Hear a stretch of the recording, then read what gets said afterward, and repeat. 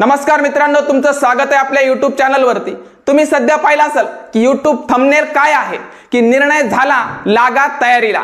याचा अर्थ काय? तर मनोज जरांगे पाटलांनी मराठा समाजातील प्रत्येक व्यक्तींना एक महत्त्वाचा सल्ला दिलाय। तो कोणता की मागच्या वेळेस राज्य सरकारने मराठा समाजातील व्यक्तींना कशा प्रकारे गाजर दाखवलं ते परत आपल्याला चूक करायची नाही। यावेळेस 100% 29 ऑगस्टला मुंबईला पोहोचणार आणि आरक्षण घेतल्याशिवाय वापस फिरणार नाहीत, हे 100% समाजातील व्यक्तींना सांगितलंय। यामुळेच राज्य सरकारच्या हालचालींना वेग आलाय। त्यांना 100% माहिती येणारी स्थानिक स्वराज्य संस्थेची जी निवडणूक आहे, या निवडणुकीमध्ये विधानसभेच्या पूर्वी लोकसभेसारखा फटका बसला तर 100% दणका बसणार आहे। म्हणून या ठिकाणी मनोज जरांगे पाटलांना 100% कळालं की समाजातील व्यक्तींचा पाठिंबा आहे, 18 पगड जातीतील व्यक्तींचा सुद्धा पाठिंबा आहे। म्हणून मनोज जरांगे पाटलांनी राज्य सरकारला इशारा दिलाय, जर यावेळेस आरक्षणाचा तिढा तुम्ही नाही सोडवला तर 100% तुम्हाला फटका बसणार म्हणजे बसणार। कारण महाराष्ट्रात एक चर्चा चालू आहे की जिल्हा परिषद सदस्यांनी साथ नाही दिली त्याला पाडा, सरपंचाने साथ नाही दिली त्याला पाडा,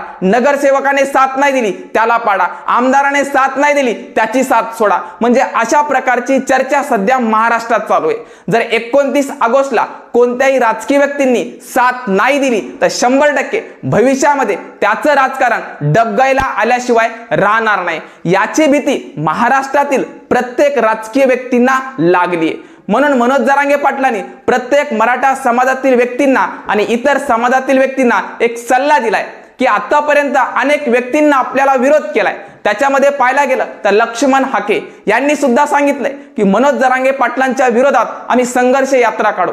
जर संघर्ष यात्रा त्यांची निघाली तर काय होणार? तर 100% लोकांना माहिती त्याच्या पाठीमागे कुठल्याच समाजातील व्यक्तींचा पाठिंबा नाहीये, कारण तो एक मोरक्या आहे, राजकारणातील व्यक्तींचा मोरक्या आहे। जेणेकरून तो व्यक्ती पुढे येतो, 2 शब्द बोलतो, जेणेकरून मनोज जरांगे पाटलांना काही वाटेल प्रत्युत्तर देतील म्हणून त्याला असं वाटतंय। पण मनोज जरांगे पाटलांनी कधी या लक्ष्मण हाकेंचा विचार केला नाही, त्याला प्रत्युत्तर दिलं नाही। कारण मनोज जरांगे पाटलांची जी ख्याती आहे ती ख्याती लक्ष्मण हाकेंची कधीच नाहीये। कारण लक्ष्मण हाकेंनी फक्त राजकीय व्यक्तींचा विचार केला तर मनोज जरांगे पाटलांनी फक्त सामाजिक व्यक्तींचा विचार केला। समाजातील व्यक्तींचा लढा कसा सुरू झाला आणि कसा यशाच्या शिखरावर पोहोचेल याचाच विचार मनोज जरांगे पाटलांनी केला। कधी राजकीय व्यासपीठावर मनोज जरांगे पाटलांनी पदार्पण केलं नाही, कधी राजकीय व्यक्तींच्या पाठीमागे फिरले नाही। पण लक्ष्मण हाके पाहायला गेलं तर राजकीय व्यक्तींच्या पाठीमागे फिरताना दिसतायत। त्यांना फक्त कुठून तरी चॉकलेट मिळेल,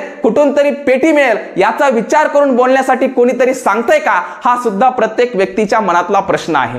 म्हणून प्रत्येक व्यक्तीने कुठल्याही अफवावर विश्वास न ठेवता, कुठल्याही व्यक्तीवर विश्वास न ठेवता आपल्या लेकरा बाळांच्या भविष्यासाठी कुठेतरी हा शेवटचा लढा म्हणून 29 ऑगस्टला मुंबईला पोहोचायचे, अशा प्रकारचं मनोज जरांगे पाटलांनी प्रत्येकाला सल्ला दिलाय। आणि या सल्ल्याचं पालन प्रत्येक जण करत आहे। कारण मागच्या व्हिडिओच्या मार्फत कशा प्रकारे कमेंटद्वारे लोकांनी सांगितलं की आमचा पाठिंबा 100% आहे आणि प्रत्येक गाव खेड्यामधून 1, 2, 4, 5 अशा प्रकारच्या जर गाड्या निघाल्या तर मुंबईमध्ये 100% राज्य सरकारला दणका बसल्याशिवाय राहणार नाही। राज्य सरकारने आतापर्यंत अनेक वेळा एड्यात काढण्याचं काम केलं, मागच्या वेळेस सुद्धा गाजर दाखवण्याचं काम केलं, पण यावेळेस कुठलाही समाज या राज्य सरकारच्या याला बळी पडणार नाही। हातात आरक्षणाचा तिढा सोडून घेतल्याशिवाय परत माघार फिरणार नाही, हे 100% मनोज जरांगे पाटलांनी राज्य सरकारला खडसावून सांगितलंय। म्हणून समाजातील व्यक्तींचा पाठिंबा वाढला पाहिजे, लाखो नाही तर कोटीमध्ये संख्या मुंबईत पोहोचली पाहिजे, जेणेकरून राज्य सरकारला कळेल की स्थानिक स्वराज्य संस्थेच्या निवडणुकीमध्ये या लोकांनी जर मनोज जरांगे पाटलांच्या पाठिंब्याला साथ नाही दिली तर कसे फटके बसतील, कसे दणके बसतील येत्या काळामध्ये दिसणार आहे।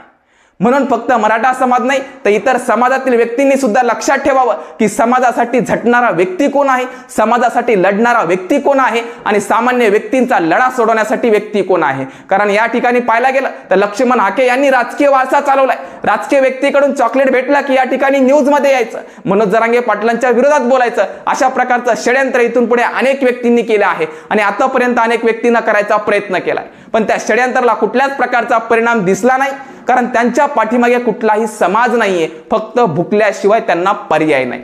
म्हणून मनोज जरांगे पाटलांनी कुठलंही प्रत्युत्तर दिलं नाही. आपला लढा जसा सुरू झालाय तो लढा बंद नाही तर सुरूच ठेवला. 100% यशाच्या मार्गाने चालू आहे आणि हा लढा 100% मनोज जरांगे पाटील समाजातील व्यक्तींना यशाच्या मार्गावर नेतील हे 100% प्रत्येक व्यक्तीला खात्री आहे. म्हणून प्रत्येक व्यक्तीचा पाठिंबा त्यांना मिळतोय आणि लाखोच्या संख्येने मुंबईमध्ये पोहोचण्यासाठी लोक सध्या तयारीला सुरू आहेत.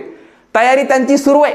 प्रत्येक खेडेगावामध्ये 1-2 गाड्या निघणार म्हणजे निघणार आणि त्या गाड्यामध्ये प्रत्येक गावातून 100-200 जर लोक निघाले तर 100% कोट्यावधीची संख्या पोचायला काहीच वेळ लागणार नाही.